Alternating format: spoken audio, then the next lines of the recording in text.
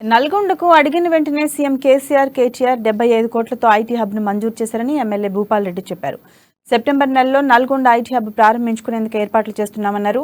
అమెరికాలో 16 సంస్థలతో ఒప్పందం కుదుర్చుకొని 1500 మందికి ఉద్యోగాలు ఇవ్వబోతున్నారని తెలిపారు. జిల్లాలో మరో 6 నెలల్లో మెడికల్ కళాశాలను ప్రారంభించబోతున్నామన్నారు. పలు అభివృద్ధి పనుల ప్రారంభానికి జూన్ 2వ వారంలో మంత్రి కేటీఆర్ నల్గొండకు రాబోతున్నారని ఎమ్మెల్యే భూపాల్ రెడ్డి వివరించారు.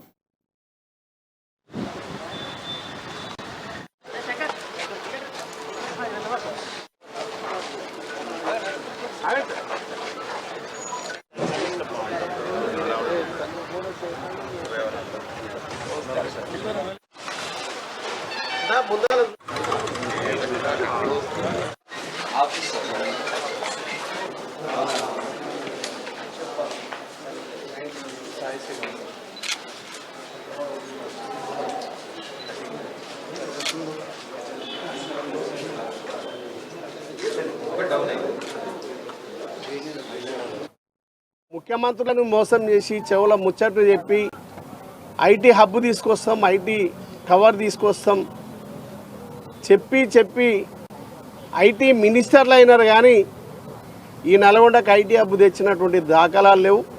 యువకులందరినీ కూడా నిరుత్సాహపరిచినటువంటి పరిస్థితి గత పాలకుని చేతుల్లో జరిగిపోయినటువంటి సందర్భం ప్రజలు గమనిస్తూ ఉన్నారు.